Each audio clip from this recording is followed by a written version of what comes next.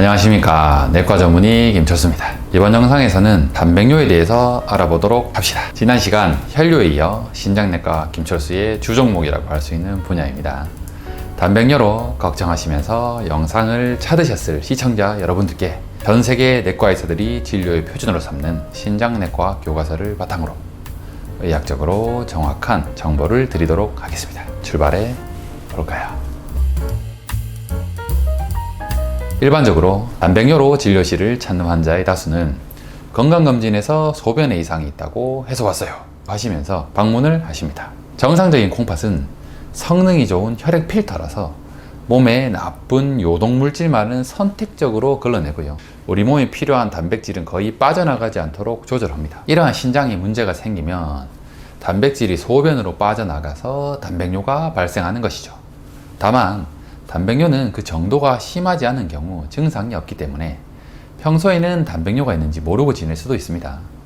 단백뇨가 심해지면 일반적으로는 부종이, 몸이 붓습니다. 간혹 소변에 거품이 많이 난다는 거품뇨로 진료실을 찾기도 하십니다.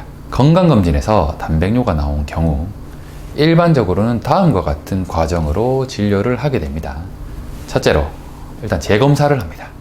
소변 단백뇨가 정상인에서 일시적으로 배출되는 일시적 단백뇨일 수도 있기 때문에 소변의 재검사를 합니다.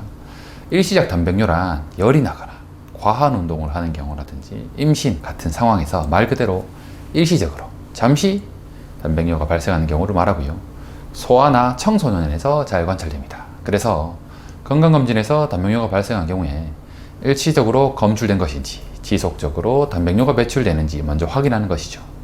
두 번째로 정량검사를 시행합니다.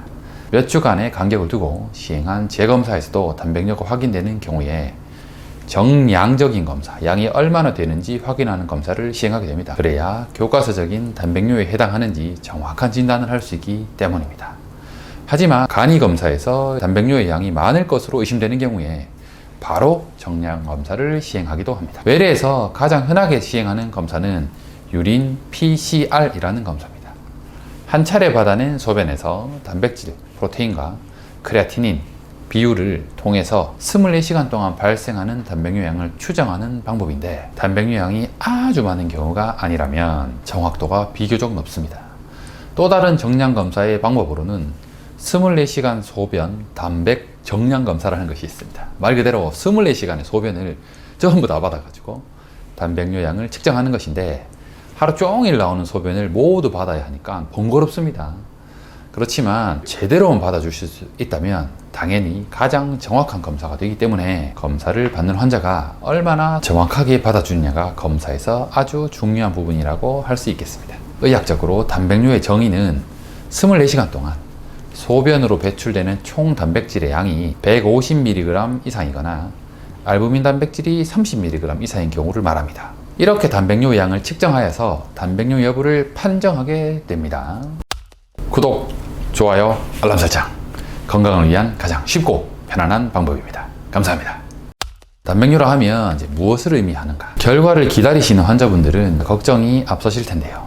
단백뇨가 발생할 수 있는 질환은 너무나도 많기 때문에 진료받으시는 병원에서 권유하는 검사를 잘 진행하셔서 그 원인 질환을 밝혀야 되는데요. 물론 기립선 단백뇨와 같이 특별한 질환이 아니고 우리 몸에 문제를 일으키지 않는 생리적인 상태일 수도 있습니다. 하지만 흔하게는 당뇨, 고혈압 때문에 콩팥이 망가져서 단백뇨가 나올 수도 있고요.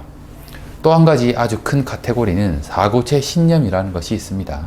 또한 약물, 특히 성분을 알 수 없는 건강보조식품 잘못 먹었다든지 감염, 악성 종양 같은 다양한 질환들이 원인이 될 단백뇨가 발생할 수도 있습니다. 일반적으로 이러한 질환을 진단하기 위해서는 조직검사를 시행하게 됩니다.